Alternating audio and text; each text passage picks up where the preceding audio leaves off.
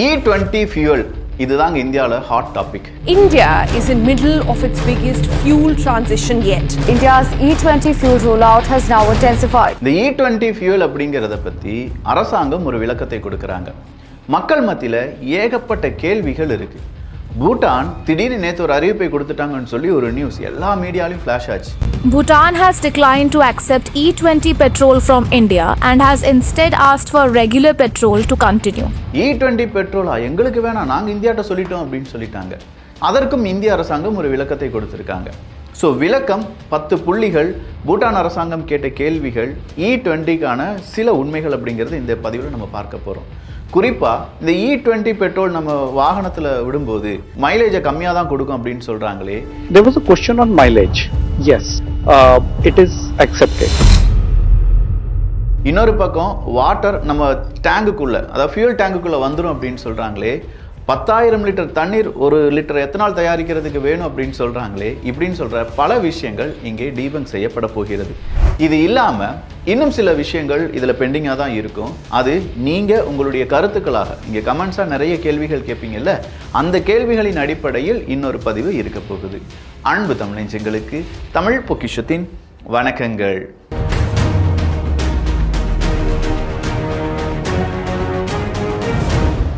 E20 அப்படிங்கிற petrol இதை நாம் யூஸ் பண்ண போகிறோம் அப்படிங்கிறத இந்திய அரசாங்கம் சொல்கிறாங்க. இல்லை E20 அப்படிங்கிறது ஒரு பெரிய ஸ்கேம். இந்த ஸ்கேமில் நம்ம மாட்டிக்கிடக்கூடாது. குறிப்பாக இது டெஸ்ட்டே பண்ணலை. இப்படி டெஸ்ட் பண்ணாத E20 பெட்ரோலை நம்முடைய வாகனத்தில் எப்படி நம்ம செலுத்த முடியும்? இந்த மாதிரியான பல கேள்விகள் பல ஊடகங்கள் வழியாக வந்துக்கிட்டே இருக்குது. இந்திய அரசாங்கம் என்ன சொல்கிறாங்கன்னா, இந்த கேள்விகள்லாம் கேட்குறது யார் அப்படின்னு சொல்லி போய் பாருங்கள். அவங்க இந்த மாஃபியா, அதுவும் குறிப்பாக பெட்ரோல் டீசல் மாஃபியா, அதனால் பயனடைந்தவர்கள் இதை தேவையில்லாமல் ப்ரொப்பகண்டாவாக பரப்பி விட்டுட்டு இருக்காங்க அப்படின்னு சொல்லி சொல்கிறாங்க.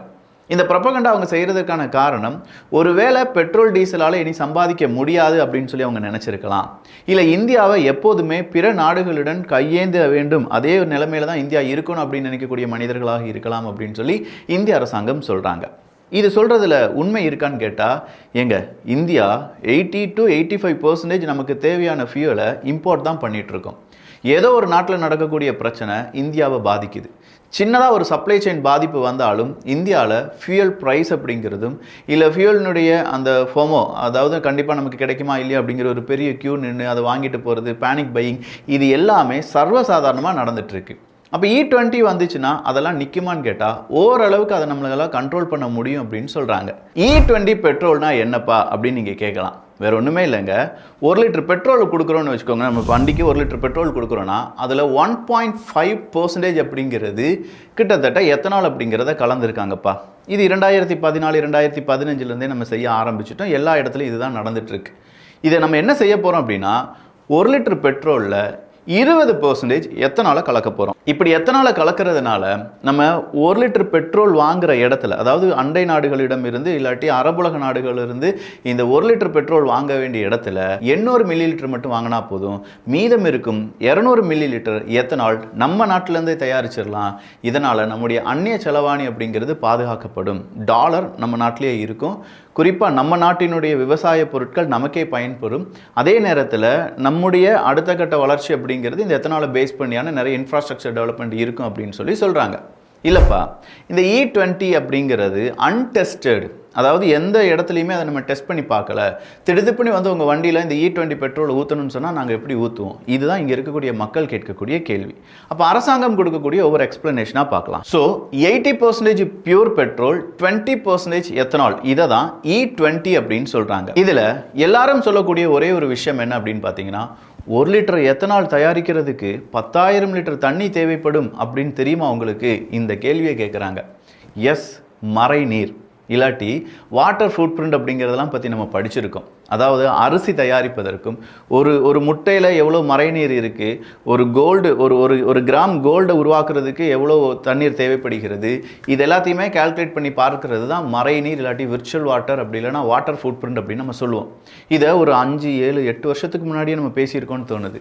இந்த மறைநீர் கான்செப்ட் அப்படிங்கிறது ரொம்ப ரொம்ப ரொம்ப இம்பார்ட்டண்ட். ஏன்னா சில இடங்களில் தண்ணீரே இல்லாத நாடுகள், தண்ணீர் அதிகமாக இருக்கக்கூடிய நாடுகள்கிட்ட வந்து ஒரு ஃபேக்ட்ரி ஓப்பன் பண்ணுறோம் அப்படின்னு சொல்லுவாங்க. காரணம், ஒரு பொருளை தயாரிப்பதற்கு அத்தனை லிட்டர் தண்ணீர் தேவைப்படும். உதாரணத்துக்கு தோல் பதப்படுத்தும் ஒரு தொழிற்சாலைலாம் வருதுன்னா நம்ம ரொம்ப சந்தோஷமாக இருப்போம்ல. ஆனால் உண்மை என்னென்னா அதுக்கெல்லாம் ஏகப்பட்ட தண்ணீர் தேவைப்படும். ஸோ இதே விஷயந்தான் இங்கே என்ன சொல்கிறாங்க, எத்தனால் அப்படிங்கிறது உருவாக்குவதற்காக 10,000 லிட்டர் தண்ணீர் தேவைப்படும் அப்படின்னு சொல்கிறாங்க. This is based on water food print, அப்படி இல்லைனா மறை நீர், விர்ச்சுவல் வாட்டர், அந்த கால்குலேஷன் அடிப்படையில் 10,000 லிட்டர் தண்ணீர் தேவைப்படும் என்பது தான். இதன் அடிப்படையில் ஒரு முட்டை இருக்குது பார்த்தீங்களா, ஒரு முட்டை, இந்த ஒரு முட்டை நம்ம கையில் கிடைக்கிறதுக்கு 200 லிட்டர் தண்ணியை நம்ம யூஸ் பண்ணிட்டு இருக்கோம் அப்படின்னு சொல்கிறது தான் விர்ச்சுவல் வாட்டர் கான்செப்ட். இது தெரியாதவங்க விர்ச்சுவல் வாட்டர் தமிழ் பொக்கிஷம் அப்படின்னு சொல்லி அடிச்சிங்கன்னா ஒரு வீடியோ வரும். அது ரொம்ப சின்ன பையனாக இருந்திருப்பேன், அந்த டைமில் பேசின வீடியோ எடுத்து நீங்கள் பார்த்தீங்கன்னா உங்களுக்கு அது புரியும். அப்படின்னா இந்த 10,000 லிட்டர் தண்ணீர் இது ஏன், எதற்காக அப்படிங்கிற ஒரு கேள்வி வரும். எத்தனால் எதுலேருந்துலாம் தயாரிக்கிறாங்க? நமக்கு அதீதமாக வரக்கூடிய அரிசி, அதே நேரத்தில் இந்த மக்காச்சோளம்லாம் சொல்கிறோம் பார்த்தீங்களா, இதிலிருந்து தான் இந்த எத்தனால் அப்படிங்கிறது தயாரிக்கிறாங்க. கரும்பு, அப்போ இந்த அரிசி, கரும்பு, இல்லாட்டி இந்த மக்காச்சோளம், இதெல்லாம் நம்ம சொல்லும்போது இது எல்லாமே இந்த பயிர் வகைகளை உருவாக்குவதற்காக நிறைய இரிகேஷன்ஸ் அப்படிங்கிறது தேவைப்படும். தண்ணீர், கரும்புக்கெலாம் நமக்கு தெரியும் எவ்வளோ தண்ணீர் தேவைப்படும் அப்படின்னு சொல்லி.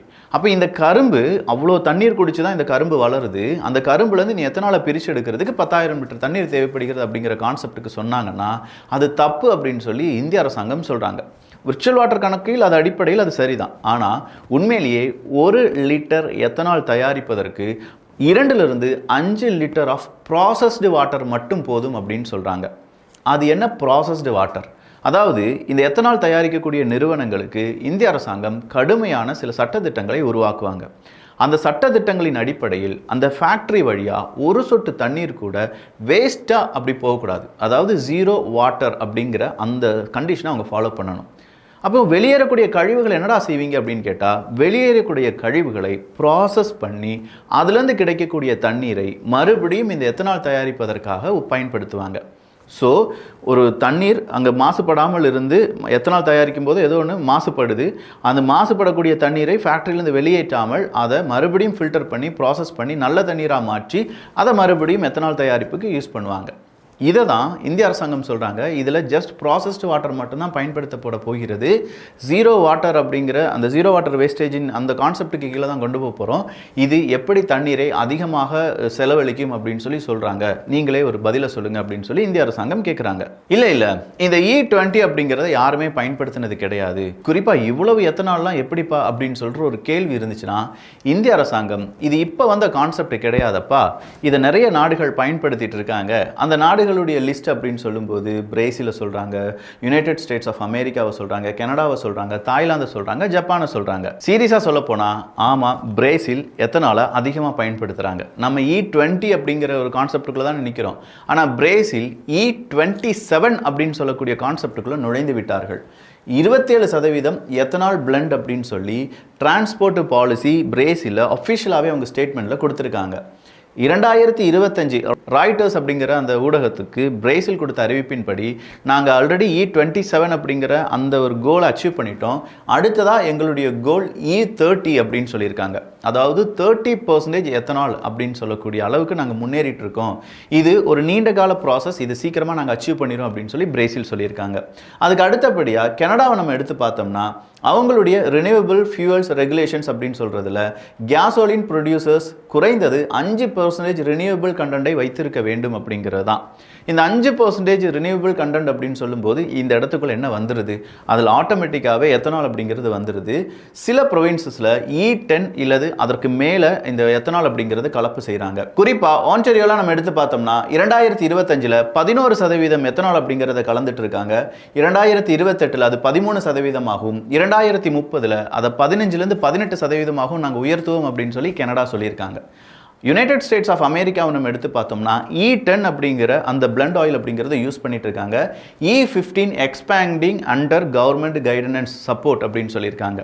ஸோ அவங்களும் E15 அதாவது 15% எத்தனால், மீதம் இருக்கும் 85% பெட்ரோல் இந்த கான்செப்டுக்குள்ளே வந்துட்டாங்க.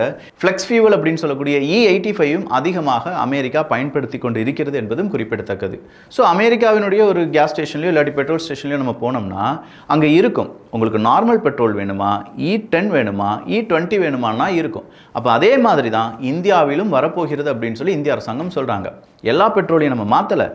நார்மல் பெட்ரோல் போடுறவங்க பெட்ரோல் போட்டுக்கலாம், E20 போடுறவங்க E20 போட்டுக்கலாம். இல்லை அடுத்ததாக ஃப்ளெக்ஸ் ஃபியூவல் வேணுமா, அதையும் நம்ம ஃப்ளெக்ஸ் ஃபியூவல் அப்படிங்கிறது E85. ஓகேயா, அதை நம்ம வேறொரு பதிவில் பார்க்கலாம். இது எல்லாமே நம்ம கான்செப்டில் இருக்குது அப்படின்னு சொல்லி இந்திய அரசாங்கம் அதற்கான விளக்கத்தை கொடுக்குறாங்க. தாய்லாந்தை பொறுத்த வரைக்கும் E10, E20, E85 இந்த 3 பிளண்டும் அவங்களுடைய நாட்டில் கிடைக்குது. அதே இது ஜப்பானை பொறுத்த வரைக்கும் அவங்களுடைய மெட்டி 2025 அப்படின்னு சொல்லக்கூடிய ஆக்ஷன் பிளானில் E10 ஆப்ஷன் 2030லும் E20 ஆப்ஷன் 2040க்குள்ளேயும் நாங்கள் செஞ்சு முடிச்சிருவோம் அப்படின்னு சொல்லி ஜப்பான் அரசாங்கம் சொல்லியிருக்காங்க. ஸோ ஆல்மோஸ்ட் எல்லா பெரிய நாடுகளுடைய கோல் அப்படிங்கிறதும் E20ல் வந்து நிற்கிது. எப்படினாலும் நாங்கள் E20க்கு மாற்றிடுவோம்ப்பா, என்ன 2030ல் மாற்றுவோம்னு சொல்லியிருக்கோம், 2040க்குள்ளே எல்லாரும் மாற்றிடுவோம் அப்படின்னு சொல்லிட்டு இருக்காங்க. இந்தியா அதை தான் சொல்கிறாங்க, 2030க்குள்ளே நம்ம E20க்கு மாறியாக வேண்டும், கொஞ்சம் கொஞ்சமாக அதனுடைய ஸ்டெப் எடுத்து வைக்கலாம் அப்படின்னு சொல்லி அதுக்கான விளக்கத்தை கொடுக்குறாங்க. அப்போ ஐரோப்பிய ஒன்றியம் அப்படின்னு எடுத்து பார்த்தா E10 அங்கே காமனாக இருக்குது அப்படின்னு சொல்கிறாங்க. UK government E10 petrol up to 10% renewable ethanol என்று விளக்குகிறது. ஸோ யூரோப்லையும் இது வந்துட்டு இருக்கு அப்படிங்கிறத பார்க்க முடியுது. இது ஒரு அன்டெஸ்டட் ஃபியூலா அப்படின்னு கேட்டால் இத்தனை நாடுகள் பயன்படுத்திட்டு இருக்காங்க அப்படிங்கிறத விட நம்ம நாட்டில் நிறைய நிறுவனங்கள் ARAI இருக்கட்டும், OEM இருக்கட்டும், இவங்க என்ன செய்கிறாங்க, E20 அப்படிங்கிற இந்த ஃபியூலை பயன்படுத்தி கிட்டத்தட்ட 40,000-60,000 kilometre field per lab testing அப்படிங்கிறத செய்கிறாங்க. இந்த லேப் டெஸ்டிங் செஞ்சதில் E20ஆல் என்ஜினுக்கு டேமேஜ் வர்றது அப்படிங்கிறது இல்லை. ஆனால் ஒன்று மைலேஜ் ட்ராப் ஆகிறதுக்கான வாய்ப்புகள் இருக்குது. 3லிருந்து 3.5% அப்படின்னு சொல்கிறாங்க. சில ஊடகங்கள் அது 3லேருந்து 6% அளவுக்கு மைலேஜ் ட்ராப் ஆகிறதுக்கான வாய்ப்புகள் இருக்குது அப்படின்னு சொல்கிறாங்க. ஸோ இந்த மைலேஜ் ட்ராப் ஆகிறது ஏன் அப்படிங்கிறத நம்ம பார்த்துடலாம். அதற்கு காரணம் எனர்ஜி டென்சிட்டி அப்படிங்கிறது தான். பெட்ரோலை விட எத்தனாலுக்கு லோவர் எனர்ஜி டென்சிட்டி, அதாவது பெட்ரோல் 1 லிட்டர் எரியும் போது உருவாகக்கூடிய எனர்ஜியை விட எத்தனால் 1 லிட்டர் எரியும் போது கொடுக்கக்கூடிய எனர்ஜி கொஞ்சம் கம்மியாக இருக்கும். அதனால் கூடுதலான எத்தனால் அப்படிங்கிறது அதே எனர்ஜி கிடைக்கிறதுக்கு நம்ம யூஸ் பண்ண வேண்டியதாக இருக்கும் என்பது தான் இந்த லோ எனர்ஜி டென்சிட்டி விளக்கக்கூடிய உண்மை. பட் இந்த இடத்துல ஒக்டேன் அப்படிங்கிறத பற்றி இந்திய அரசாங்கம் சொல்கிறாங்க. இந்த ஒக்டேனை பற்றி தெரிந்து கொள்ள வேண்டும் என்றால் ஃபர்ஸ்ட் பெட்ரோல் எப்படி ஒர்க் ஆகுது, அதுவும் நம்முடைய என்ஜின்ஸ்லாம் எப்படி ஒர்க் ஆகுது அப்படிங்கிறத தெரிந்து கொள்ள வேண்டும். பிஸ்டனுக்குள்ளே தான் இது எல்லாமே நடந்துட்டு இருக்கு. ஃபர்ஸ்ட் இந்த பிஸ்டனுக்குள்ளே ஏர் அப்படிங்கிறது உள்ளே வரும். எம்டி பிஸ்டன் அப்படிங்கிறது, அந்த எம்டி வால்வுக்குள்ளே ஏர் உள்ளே வரும்போது இந்த பக்கமாக இருக்கக்கூடிய ஃபியூயல் இன்ஜெக்டரி என்ன செய்யும், ஃபியூவலை அதாவது பெட்ரோலை கொஞ்சோண்டு அளவு பெட்ரோலை ஸ்ப்ரே மாதிரி தெளித்து விடும்.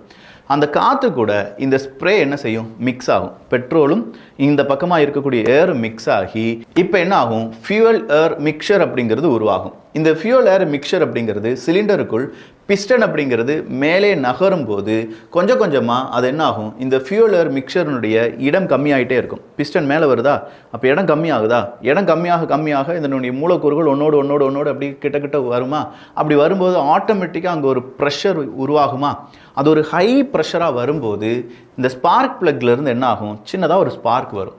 இப்போ ஹை ப்ரெஷரில் இருக்கக்கூடிய அந்த இடத்துல ஃபியூல் தானே, இந்த ஸ்பார்க்கு வரும்போது திடீர்னு அங்கே என்ன செய்யும், அங்கே ஒரு எரிதல் அப்படிங்கிறது நடக்கும். இந்த எரிதல் ஒரு எனர்ஜியை உருவாக்கும். ஏன்னா ஹை ப்ரெஷரில் இருக்குல்ல, அந்த எனர்ஜி நேரடியாக நம்ம எங்கே போகும், நம்முடைய என்ஜினுக்கு போய் என்ஜின் அடுத்ததாக இந்த பிஸ்டன் கீழே வரும். எகெயின் இந்த ப்ராசஸ் கண்டினியூ ஆகிட்டே இருக்கும். இப்படி கண்டினியூ ஆகிட்டே இருக்கிறதுனால தான் நம்முடைய அந்த ஃபியூயல் கம்ப்ரெஷன் அப்படிங்கிறது மிகப்பெரிய அளவில் நம்முடைய என்ஜினுக்கு ரொம்ப முக்கியம் அப்படின்னு சொல்கிறாங்க. ஸோ இங்கே நம்ம பார்க்க வேண்டியது என்னென்னா, நோக்கிங் அப்படின்னு ஒரு ஆப்ஷன் இருக்குது. இந்த நோக்கிங்னா என்னென்னா, இந்த ஃபியூவலும் ஏர் மிக்சர்னு ஒன்று இருக்குது பார்த்தீங்களா, இதுக்கு ப்ரெஷர் அந்த கம்ப்ரெஷன் அப்படிங்கிறது கூட வரும்போது திடீர்னு ஆட்டோமேட்டிக்காகவே இந்த ஃபியூல் என்ன ஆரம்பிச்சிருமா, எரிய ஆரம்பிச்சிருமா. ஸ்பார்க் ப்ளக்லேருந்து ஸ்பார்க் வர்றதுக்கு முன்னாடியே எரிய ஆரம்பிச்சிடும். ஸோ அதை தான் நோக்கிங் அப்படின்னு சொல்கிறாங்க. இந்த நோக்கிங் சரியானதான்னு கேட்டால் இது என்ஜினுக்கு சரியானது கிடையாது. ஏன்னா என்ஜினை வடிவமைத்தவர்கள் சொல்லியிருக்காங்க, இந்த ப்ரெஷர் வரும்போது இந்த ஸ்பார்க் ப்ளக்லேருந்து இந்த ஸ்பார்க் வரணும், அந்த நேரம் தான் இந்த ஃபியூல் எரியணும் அப்படின்னு சொல்லி. அதுக்கு முன்னாடியே இந்த ஃபியூல் எரிந்து விட்டது என்றால் அது என்ஜினுக்கு பிரச்சனையை உருவாக்கும். ஸோ இந்த இடத்துல பெட்ரோலை விட எத்தனாலுக்கு ஹை ஒக்டேன் அப்படிங்கிறது இருக்குது. இந்த ஹை ஒக்டேன் இருக்கிறதுனால நோக்கிங் அப்படிங்கிறது பெட்ரோலை விட இந்த பெட்ரோல் மற்றும் எத்தனால் கலந்திருக்கக்கூடிய ஃபியூலில் ரொம்பவே கம்மியாக தான் நடக்கும். அப்போது இந்த ஹை ஒக்டேன் அப்படிங்கிறது இருக்கிறதுனால எகெயின் ரைடிங் நல்லா இருக்கும், ஆக்சலரேஷன் செமையாக இருக்கும், என்ஜின் எஃபிஷியன்சி அப்படிங்கிறது கூடுதலுக்கான வாய்ப்புகள் இருக்குது அப்படின்னு சொல்லி இந்தியாவை சார்ந்த பல வல்லுநர்களும் சொல்ல ஆரம்பிச்சிருக்காங்க. சொல்லப்போனால் இந்த ஹை ஒக்டேன் அப்படிங்கிற இந்த ஒரு கான்செப்டுக்கு கீழே தான் இந்த E20 அப்படிங்கிறது என்ஜினை பாதிக்காது, ஆக்சலரேஷன்லேருந்து ரைடு வர ஸ்மூத்தாக இருக்கும் அப்படின்னு சொல்லி இந்திய அரசாங்கம் சொல்வதற்கான காரணம். சரி, அப்படின்னா டேங்குக்குள்ளே வாட்டரை கொண்டு வந்துடும், தண்ணீரை இழுத்து விடும் அப்படின்னு சொல்கிறாங்களே, உண்மைதானா அப்படிங்கிற ஒரு கேள்வி இருக்குது. இதற்கு எத்தனாலுடைய ப்ராப்பர்ட்டியான ஹைக்ரோஸ்கோபிக் அப்படிங்கிறத பற்றி தெரிஞ்சிருக்கணும். எத்தனாலுக்கு ஹைக்ரோஸ்கோபிக் இருக்குது, அதாவது அட்மாஸ்பியரில் இருக்கக்கூடிய தண்ணீரை உறிந்து எடுக்கக்கூடிய சக்தி யாருக்கு இருக்குது? எத்தனாலுக்கு இருக்குது. ஆனால் இந்த இடத்துல இந்திய அரசாங்கம் என்ன சொல்கிறாங்க, நீங்கள் எத்தனாலுன்னு கிடையாது, எந்த பெட்ரோல் டேங்கில் வீக்கான அந்த ஃபியூல் டேங்கினுடைய கேப் இருக்குல்ல, அதில் ஏதாவது உடைதல் இருந்தாலோ இல்லாட்டி அது சரியாக பூட்டாமல் இருந்தாலோ எப்படினாலும் தண்ணீர் அப்படிங்கிறது உள்ளே வந்துடும். எத்தனால் அப்படிங்கிறது மிக்ஸ் பண்ணனால மட்டுமே தண்ணீர் வந்து ஹைக்ரோஸ்கோபிக் வழியாக உள்ளே இழுத்துறாது. சரியான மூடியை கரெக்டாக டைட் பண்ணி ஃபியூல் டேங்கில் எந்த விதமான லீக்கேஜும் இல்லை அப்படின்னா தண்ணீர் வர்றதுக்கான வாய்ப்பே கிடையாதுன்னு சொல்கிறாங்க. நீங்களே சொல்லுங்கள், டைட்டாக மூடி வச்சுருக்கீங்க, என்னதான் ஹைக்ரோஸ்கோபிக் அட்மாஸ்பியரில் இருந்தாலும் தண்ணீர் உள்ளே இழுக்க முடியுமா? அது முடியாது. இது நார்மலாக நம்ம எல்லாருக்குமே தெரியும். பட் சொல்லக்கூடிய நபர்கள் ஹைக்ரோஸ்கோபிக் ப்ராப்பர்ட்டி ஃபியூல் டேங்குக்குள்ளே தண்ணீரை கொண்டு வந்துடும் அப்படின்னு சொல்கிறத இந்திய அரசாங்கம் நிராகரித்திருக்கிறது. சரி, இவ்வளோதான் பிரச்சனையான்னு கேட்டால் இல்லைங்க, இன்னும் நிறைய சொல்கிறாங்க. இன்சூரன்ஸ் கிடைக்காது, ஸோ இன்சூரன்ஸை பற்றி இந்திய அரசாங்கம் ஏன் யோசிக்கலை அப்படின்னு சொல்கிறாங்க. என்ஜின் கேடாயிரும் அப்படின்னு சொல்லக்கூடிய அந்த வாதத்துக்கு இந்திய அரசாங்கம் விளக்கத்தை கொடுத்திருந்தாலும் இல்லை ஒரு 4 சயின்டிஸ்ட் அது அப்படி சொல்லலையேப்பா, தப்பாக சொல்கிறாங்களே அப்படின்னு சொல்லி இன்னும் கொஞ்சம் பேர் கேட்டுட்ருக்காங்க. ஸோ இப்போல்லாம் நம்ம பார்த்துருக்கிறது இந்திய அரசாங்கம் கொடுத்துருக்கக்கூடிய விளக்கமும் அதற்கான ப்ரூஃபையும் பார்த்துட்டோம். இனி உங்களுக்கு ஏதாவது கேள்வி இருந்துச்சு, இல்லை E20 அப்படிங்கிறத வச்சு நமக்கு ஒருவேளை இங்கே உபயோகத்துக்கு வந்தது என்றால் விலை குறையுமான்னு கேட்டால் கண்டிப்பாக விலை குறையும். விலை குறையிறதோடு மட்டும் இல்லாமல் இதனால் நமக்கு வரக்கூடிய லாபம் அப்படிங்கிறது 1.9 lakhs crore அப்படின்னு சொல்கிறாங்க. அப்போது விவசாயிகளிடமிருந்து கூடுதலாக நம்ம இந்த விவசாய பொருட்களை வாங்க வேண்டுமே அப்படின்னு கேட்டால் அதற்கும் இந்திய அரசாங்கம் 1.6 lakhs crores அப்படிங்கிறத நாங்கள் ஸ்பெண்ட் பண்ணணும். ஸோ விவசாயிகளுக்கு கொடுத்தது போகையும் நம்மகிட்ட என்ன இருக்கும், மீத அமௌண்ட் அப்படிங்கிறது நம்முடைய லாபமாக இருக்கும். ஆனால் இவ்வளவு பெரும் தொகை, கிட்டத்தட்ட 2 லட்சம் கோடி ரூபாய் வெளிநாடுகளுக்கு ஆயில் வாங்குறதுக்காக மட்டுமே நம்ம ஸ்பெண்ட் பண்ண வேண்டிய தேவை இருக்காது, நம்ம பணம் நமக்குள்ளேயே சர்க்குலேட் ஆகிக்கிடும் அப்படின்னு சொல்லி இந்திய அரசாங்கம் அதுக்கான விளக்கத்தை கொடுக்குறாங்க. ஓவராலாக E20க்கான விளக்கமும் அதற்கான ஒரு விதமான ஒரு டீட்டெயில்ஸ் உங்களுக்கு கிடைச்சிருக்குன்னு நான் நம்புகிறேன். இன்னும் டவுட்ஸ் ஏதாவது இருந்துச்சுன்னா கீழே கருத்துக்களாக பதிவு பண்ணுங்கள், கண்டிப்பாக இன்னொரு வீடியோவில் நம்ம பார்க்கலாம். இந்த வீடியோ எப்படி இருந்துச்சு அப்படிங்கிற உங்களுடைய கருத்துக்கள் இங்கே வரவேற்கப்படுகின்றன. ஒரு பெரிய உழைப்பு இருக்குது, அந்த உழைப்பை நீங்கள் பாராட்டலாம். நல்லதை பகிர்ந்து நல்ல சமுதாயத்தை உருவாக்குவோம். நன்றி, வணக்கம்.